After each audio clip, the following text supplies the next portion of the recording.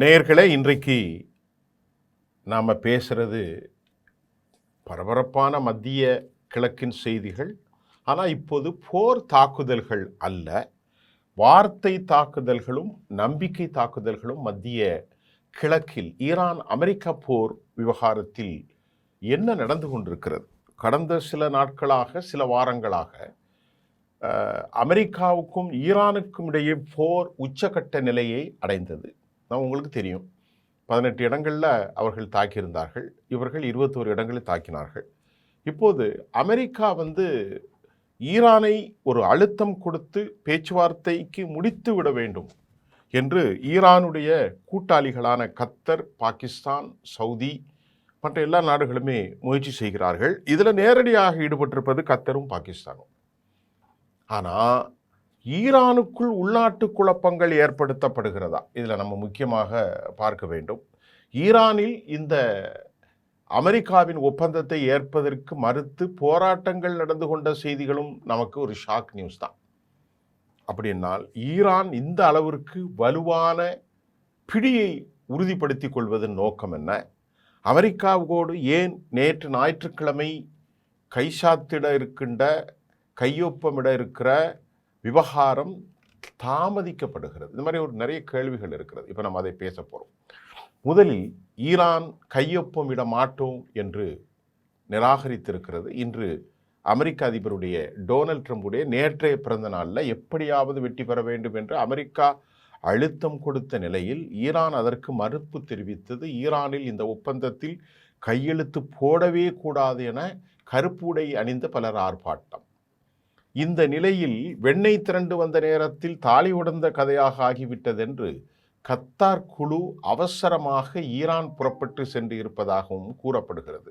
இதற்கிடையே கத்தர் தூதுக்குழு இன்று எப்படியாவது, இன்று என்றால் இன்றல்ல, நேற்று ஞாயிற்றுக்கிழமை கையெழுத்திட வேண்டும் என்று ரொம்ப அவசரமாக முழுமையாக பயணிக்கும் நிலையில் கடும் போக்கான ஈரானுடைய சிலர் தங்களுடைய கருத்துக்களை முழுமையாக போராட்டம் நடத்தி வருகிறார்கள். டிஃபென்ஸ் செக்ரட்டரி கூட ஈரானுடைய டிஃபென்ஸ் செக்ரட்டரி அவர் என்ன சொல்கிறாருன்னா, பக்கர் கலிபாவும் அதாவது அப்பாஸ் அராக்சி போன்றவர்களும் கூட அமெரிக்காவிற்கு சகாயம் செய்கிற ஒரு கோட்பாட்டை ஏற்றுக்கொள்ள முனைகிறார்கள் என்கின்ற ஒரு பேச்சுவார்த்தை அங்கே போய்கொண்டிருக்கிறது.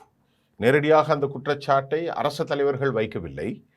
அப்பாஸ் அராக்சி அவர்களின் மீதே ஒரு குற்றச்சாட்டு வைக்கக்கூடிய அளவிற்கு மசூஸ் பெசஸ்கியான் மீது, பக்கர் கலிபாப் மீது, இவர்களெல்லாம் அரசியல் பிரிவு தலைவர்கள். ஆனால் கடும் போக்குவாதிகள், போரின குழுக்கள்.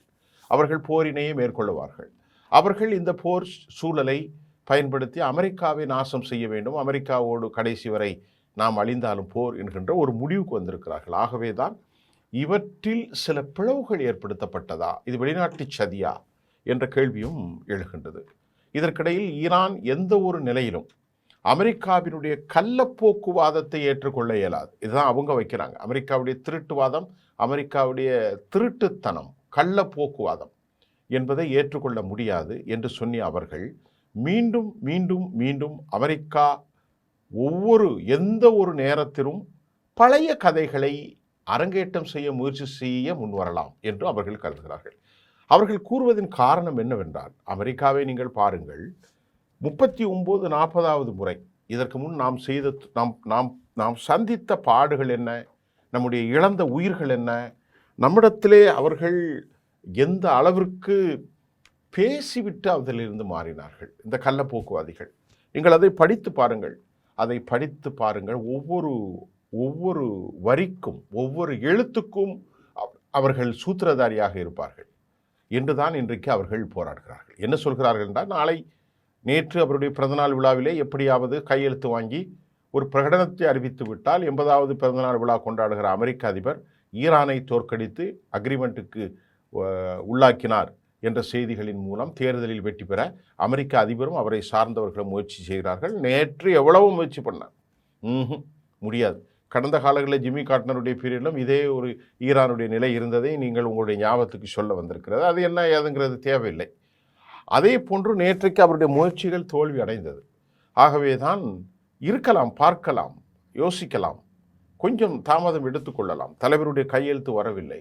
இல்லை இல்லை, தலைவரை நேரடியாக நீங்கள் கையெழுத்து வாங்க, டிஜிட்டல் கையெழுத்து வாங்கிட்டு வந்துருங்க அப்படின்னு. இல்லை இல்லை, அவர் எங்கே இருக்காருன்னு எங்களுக்கு தெரியாது, அவர் பார்க்கணும் முஜித்தபா கமேனி. இப்படியெல்லாம் காலங்களை நெருக்கி இப்பொழுது பந்து ஈரானுடைய கையில் இருக்கிறது, பந்து அவருடைய கோட்டில் இருக்குது, அவர்கள் பார்க்கலாம், அவசரப்படாதீர்கள், மெல்ல மெல்ல என்று நாம் அவசரப்படுகின்ற போது பொதுக்களத்தில் இருக்கிற அலுவலர்கள் சொல்வதை போன்று அமெரிக்காவுக்கு இவர்கள் வசைபாடி நேற்று கழித்து விட்டார்கள். இன்றைக்கு திங்கட்கிழமை கையெழுத்திடப்படவில்லை.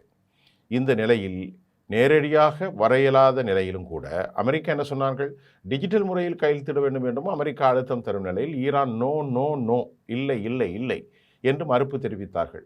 ஆனால் அவங்க என்ன செஞ்சாங்க, என் பிறந்த நாளில் எப்படியாவது அந்த ஒப்பந்தம் நிறைவேற்றி விட்டதாக பரப்புரை செய்து முயற்சி செய்ய வேண்டும் என்று அவர் பல காரணங்கள் கூறப்பட்டார். இதை அவர்கள் ரொம்ப புரிந்து கொண்டுதான் பல கருப்பு நிறை ஆடை அணிந்து கொண்ட பலர் இந்த ஆர்ப்பாட்டத்தில் ஈரானில் ஈடுபட்டதாகவும், அந்த ஆர்ப்பாட்டத்தில் ஈரானுடைய முகமாக உலகம் முழுவதும் பார்க்கப்பட்ட அப்பாஸ் அராகச்சி இந்த துரோகத்தின் மூலம் துரோகத்தின் மூலம் அவர் ஆளாக இருப்பதாக அவர்கள் மீது கடுமையாக ஆர்ப்பாட்டம் செய்தார்கள். இப்போ நம்ம ஹெர்மூஸ் ஜலசந்தியை பார்க்க போகிறோம். ஹெர்மூஸ் ஜலசந்தி பகுதிகளில் இந்த செய்தி முடிச்சுட்டு நான் கடைசியில் சில பாயிண்ட்ஸை சொல்ல போகிறேன். ஹெர்மூஸ் ஜலசந்தி பகுதிகளில் ஈரான் மிகுந்த வலிமை மிக்க ஒரு தாக்கத்தை ஏற்படுத்தும் வகையில் அவங்க திட்டம் தீட்டி வெற்றி பெற வைத்தல் வேண்டும் என்பது அவர்கள் நிலைப்பாடு. அப்பாஸ் அராகச்சி பங்கர் கலிபாப் அவர்கள் மீது இந்த திட்டத்தை வடிவமைக்க முயல்வதாக கடும் போக்குவாதிகள் குற்றம் செல்வதை நான் உங்களுக்கு ஏற்கனவே சொன்னதான். ஈரானுடைய மேல்மட்டத்தில் மிகப்பெரிய குழப்பம் ஏற்படுத்தும் வகையில் இது அமைந்துள்ளது. ஏன்னா அவர்களுக்குள்ளே பல பிரச்சனைகள் வரும் காலங்களில் ஈரான் ஹெர்மூஸ் ஜலசந்தியை கையில் வைத்து கொண்டு உலகத்தை மிரட்டும் மாபெரும் நியூக்ளியர் வெப்பன்ஸாக ஹெர்மூஸ் தான் இருக்க போகிறது. இந்த ஒப்பந்தம் தற்போது ரூட் மேப் மட்டுமே வந்திருக்கிறது. வரும் காலங்கள் தான் இது புதிய வடிவமைப்பு பெறும் என்பது யதார்த்தமான நிலை. இப்போ இந்த ரூட் மேப்பில் ஒரு சமீட்சை. இதில் ரெண்டாவது நம்ம பார்வது ஈரான் கையெழுத்திடுவது குறித்து மிக மிக மிக மிக மிக ஒரு சிக்கலான பரிணாமத்தை அடைந்துள்ளது. ஏன் ஈரான் கையெழுத்திடுவதற்கு யோசிக்கிறார்கள்? இவங்க என்ன சொல்கிறாங்கன்னா, இங்கே பாருங்கங்க, அணு ஆயுதங்கள் விவகாரம் பாயிண்ட் நம்பர் 1 அது நம்மள்கிட்ட தான் இருக்கணும், ஸ்டாக் பைல்ஸ். அந்த ஒப்பந்தத்தை நீங்கள் படித்து பாருங்கள். இவங்க எல்லாம் முடிச்ச பிறகு மறுபடியும் நம்மளை தாக்குவாங்க. இது நிரந்தரம் செய்ய வேண்டும். இந்த ஸ்டாக் பைல்ஸ் நம் கையில் இருக்கலாம். ஆனால் அமெரிக்கா என்ன சொல்கிறது, இனி எந்த காலத்திலும் அவர்கள் அணு ஆயுதம் உற்பத்தி செய்யவோ, அணுகுண்டுகளை செய்யவோ, அயலகத்திலிருந்து இறக்குமதி செய்யவோ, தொழில்துறை இதெல்லாம் செய்யக்கூடாதுன்னு இருந்தால் நாம் எப்படி கையெழுத்திட போடுவது? Point number 1. பாயிண்ட் நம்பர் 2 பாருங்கள், ஹெர்மூஸு நம்ம கையில் தான் இருக்கும்.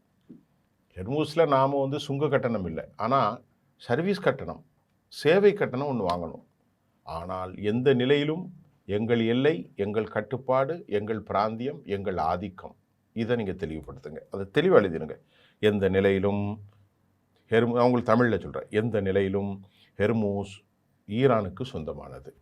ஹெர்மூஸில் ஈரான் செல்கின்ற கப்பல்களை அந்தந்த நாட்டுக்கு ஏற்றவாறு பேசி அவர்கள் சேவை கட்டணம் அனுமதிக்கப்படும். இது நீண்ட கால ஒரு உத்தரவு.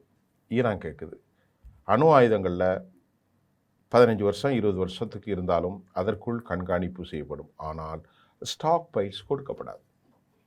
இந்த மாதிரி கேட்குறாங்க ஈரான். அதை ஒவ்வொரு வார்த்தையாக அப்படி பார்த்து ஏன்னா அந்த அணு ஆயுதங்களை உள்ளே வைத்து காங்கிரீட் போட்டிருக்கிறாங்க. ஏன்னா அமெரிக்கா அதை போய் எடுத்துருவோம், அமெரிக்கா ஒன்றுமே செய்ய முடியாது அப்படிங்கிற மாதிரி. இப்போ ஒவ்வொரு வார்த்தைக்கும் கருப்பு உடை அணிந்த போராளிகள், கடும் போக்குவாதிகள், இதெல்லாம் எங்களுக்கு வேணும், எங்கள் நாட்டில் உள்ள பில்லியனை நீங்கள் ரிலீஸ் செய்யுங்க, இதெல்லாம் கேட்குறாங்க. இந்த 300 பில்லியன் நான் ஏற்கனவே சொல்லியிருந்தேன் நேற்று முன்தினம், $300 பில்லியன் அது கொடுப்பாங்களா? அதையும் கொடுக்குறேன்னு சொல்லியிருக்காங்கன்னு நம்ம சொன்னோம். இப்போ எல்லாமே கேள்வி ஆக்குறாங்க. அதுக்கு என்ன அவசரப்படுறீங்க? அதுக்கு என்ன அவசரம்? பிப்ரவரி 28 நீங்கள் எங்களை அடிக்கலை, நாங்கள் அமைதியாக தானே இருந்தோம், எங்கள் தலைவரை கொண்டு போட்டிங்களே, எங்களுடைய உயிருக்கு உயிரான உச்சபட்ச தலைவரை அப்படின்னு அவங்க கேட்குறாங்க. இதுக்கெல்லாம் இவர் நம்ம அப்பாஸ் அராகச்சி ஒரு பேட்டியில் சின்ன விஷயம் சொன்னார், அது ஒரு பெரிய பிரச்சனையாக போயிட்டுருக்கு. எப்படின்னா, இப்போ உச்சபட்ச தலைவரை முஜித்தபா கமேனியை கொலை செய்தால் என்ன செய்வீர்கள்? அடுத்த தலைவர் வந்துடுவார் அப்படின்னார். அதுதான் அங்கே ஒரு பெரிய பாதிப்பு. என்ன இவர் நம்ம தலைவரை கொலை செஞ்சால் உலகம் அழிஞ்சிரும்னு மறுபடியும் பேசாமல் மறுபடியும் இவர் வேற ஒரு தலைவர் சொன்னால் இதுவும் அவர்களுக்கு கடுமையான கோபம். இந்த நிலையில்தான் இந்த ஒப்பந்தம் அமெரிக்கா என்ன சொல்கிறது, இனி எந்த காலத்திலும் அணு ஆயுதம் வராது. இவர்கள் சொல்கிறார்கள் அதற்கெல்லாம் டீட்டெயில் காம்ப்ரிஹென்சிவ் டிஸ்கஷன், ஒரு விரிவான எலாபரேட்டாக இருந்து ஒவ்வொரு வரியும் ஒவ்வொரு எழுத்தும் பி என்பதற்கு ஒரு அர்த்தம், இல் என்பதற்கு ஒரு அர்த்தம், லீ என்பதற்கு ஒரு அர்த்தம், ஏ என்பதற்கு ஒரு அர்த்தம், ஏ என்பது இப்படியெல்லாம் ஒவ்வொன்றாக கேட்கிறார்கள். சரி, ஆகவேதான் ஒப்பந்தம் இன்னும் நிறைவேறவில்லை. இப்பொழுதும் பேச்சு நடந்து கொண்டே இருக்கிறது. ஒரு பக்கம் போராட்டம். சரி, இதுக்கு இடையில மத்திய கிழக்கில் ஒரு பிராந்திய வல்லரசாக ஈரான் மாறிடுச்சு. எப்படிங்க? இப்போ நான் சொல்கிற கேளுங்க. அமெரிக்காவுக்கு 12 பில்லியன் ஈரானுக்கு 12 பில்லியன் அமெரிக்க டாலர்களை, எவ்வளோ பில்லியன் டாலர்? 12 பில்லியன் US டாலர்களை ஈரானுக்கு வழங்க கத்தர் முன் செய்து 6 பில்லியன் டாலரை கொடுத்துட்டாங்கன்னா பார்த்துக்கணுங்களேன். 6 பில்லியன் டாலர் முடக்கப்பட்ட பணம் விடுவிக்கப்பட்டு அவர்கள் கொடுக்கப்பட்டாது. இன்னும் 6 டாலர் கடன் அடிப்படையில் நீண்ட 6 பில்லியன் டாலர், 6 டாலர் அல்ல, நீண்டகால கடனில் கொடுக்கப்படும். இப்போது நான் உங்களுக்கு சொல்கிறேன். இரண்டாவது, கத்தர் 12 பில்லியன், யுனைடெட் அரபு எமிரேட்ஸ் UAE எவ்வளோ டாலர் தெரியுமா? அவங்க ஒரு 10 பில்லியன் டாலர், 22 பில்லியன் டாலர் மதிப்பு பணத்தை ஈரானுக்கு வழங்க ரகசிய அசைன்மெண்ட்டு UAE போட்டதும், கத்தர் நேரடியாக 12 பில்லியனில் 6 பில்லியன் கொடுத்ததும், இப்போ நீங்கள் சொல்லுங்க, பிராந்திய வல்லரசாக ஈரான் மாறி இருக்கிறதா இல்லையா? மாறிட்டு தானே, ஈரான் மாறிட்டு. அப்போ ஈரான் என்ன சொல்லுது? இனி ஈரானை அமெரிக்காவால் ஒன்றும் செய்ய முடியாது என்ற முடிவுக்கு அரபுகள் வந்து விட்டார்கள், யூரோப்பியர்களும் வந்து விட்டார்கள், உலகமும் வந்து விட்டது. ஏனென்றால் அவர்களுடைய ஒரு active the force, vibrant activities to be continue, அது தொடர்ந்து இருக்கிறது, இருக்க வேண்டும். அப்போ அந்த நிலையிலே அவர்கள் முடிவு பண்ணிட்ட, பக்கத்தில் ஒரே கடல், இந்த முனையிலேருந்து அந்த முனை. 12 பில்லியன்னா என்னப்பா கணக்கு? இந்திய மதிப்புக்கு பார்த்தீங்கன்னா கிட்டத்தட்ட ஒரு கிட்டத்தட்ட 18,000 கோடி. இதில் ஒரு 1,15,000 கோடி, குறைஞ்சபட்சம் 1,4 லட்சம் கோடி. யார் கொடுத்துருக்கா? இந்திய மதிப்பிற்கு 1,4 லட்சம் கோடி, அதாவது 12 பில்லியனில் அதை பாதியை எடுத்துக்கிடுங்க, கிட்டத்தட்ட 65,000 கோடியை கொடுத்து விட்டார்கள் கையில். ஈரானுக்கு 65,000 கோடினா எவ்வளோ பெரிய அமௌண்ட்டு அவங்க பண்ணுற கஷ்டத்துக்கு. இவங்க 3 பில்லியனை கொடுத்துட்டாங்க. யார்? UAE. 3 பில்லியனை எவ்வளோ? 30,000 கோடின்னு வச்சுக்கிட்டுங்களேன், கொஞ்சம் கம்மியாக வரும். அப்போ இது ஒரு 65, 30, 95,000, 1 லட்சம் கோடி வந்துருச்சுப்பா. நான் தாண்டா தாதாங்கிற மாதிரி 1 லட்சம் கோடி யார் வாங்கிட்டா? இவங்க கத்தர்லேருந்து ஒரு 6 பில்லியன் டாலர், UAEலேருந்து ஒரு 3 பில்லியன் டாலர், 9 பில்லியன் டாலர் போயிடுச்சு. வேற முடிஞ்சது. இப்போ இந்த பேச்சுவார்த்தைக்கு அதெல்லாம் இதெல்லாம் வாங்கிட்டு நாங்கள் தான் ராஜா, அமைதியாக இருங்க. அடுத்து பஹ்ரைனை பேப்போம். இந்த பஹ்ரைன் குவைத்தில் பெரிய அளவில் தாக்குதல் நடந்துச்சு இல்லையா? நான் ஏற்கனவே சொன்னேன், துர்க்கமான்ஸ் மலைகளில் ரேடார் 327 அழிப்பு இப்போ உறுதிப்படுத்தியிருக்கிறது. இந்த துர்க்குமான்ஸ் பஹ்ரைனில் அமெரிக்காவுடைய 327 ரேடார் காலி என்பதை சேட்டலைட் படங்கள் மூலம் தற்போது நாம் அறிந்து கொள்ள முடிகிறது. பஹ்ரைனுடைய எரிசேமிப்பு கிடங்களில் ஈரான் பாலிஸ்டிக் ஏவுகணைகள் மூலம் அமெரிக்காவுடைய எரிசேமிப்பு கிடங்களை அழித்திருக்கிறார்கள், பெரும் சேதாரம். இதற்கு இடையில் இந்த சேட்டலைட் பிக்சரின் மூலமாக அவர்கள் அடிவாங்கியது, ஜோர்டானில் முழுமையாக அடிவாங்கி அமெரிக்காவுடைய டெர்மினல் ஹை ஆல்டிடியூட்ஸ் காலி செய்தது, குவைத்தில் காலி செய்தது. ஏற்கனவே பட்ட அனுபவங்களை எல்லாம் பார்த்து தான் இனி நம்ம இவன்கிட்ட போரிட முடியாது, போரிட்ட ஜெயிக்க முடியாது என்ன முடிவுக்கு வந்துட்டாங்க. அதனால் இப்போ ஈரான் கையிலே பந்து இருக்கிறதுனால ஈரான் ஒரு 22 பில்லியன்களில் ஒரு 9 பில்லியனை பெற்றுக்கொண்டார்கள்.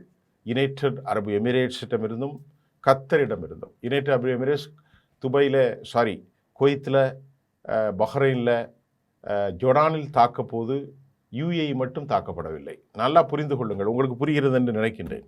UAE இனி தாக்கப்படாது, துபை தாக்கப்படாது, தாக்குவதற்கு வாய்ப்பில்லை. ஏனென்றால் அக்ரிமெண்ட்டை ரகசியமாக போட்டாங்க. அவர்கள் அமெரிக்காவோடு நட்பு, இஸ்ரேலோடு நட்பு, இவர்களோடும் நட்பு. அதனால் நீங்கள் கொஞ்சம் பார்த்துங்க, நம்ம எதுக்கு சண்டை பிடிக்கணும், நம்ம உங்களை எதிர்க்க வேணாம், அந்த மாதிரி அவங்க 2 பேரும் அக்ரிமெண்ட் போட்டாங்க. கத்தரில் வந்து உலகத்திலே 90% சிஎன்ஜி அங்கே தான் கிடைக்கும். ஹெர்முஸ் இல்லாமல் அவங்க எதுவுமே செய்ய முடியாது. No route. அதனால் கத்தரும் 12 பில்லியனை அலாட் பண்ணி அவங்களும் 6 பில்லியனை கொடுத்துட்டாங்க.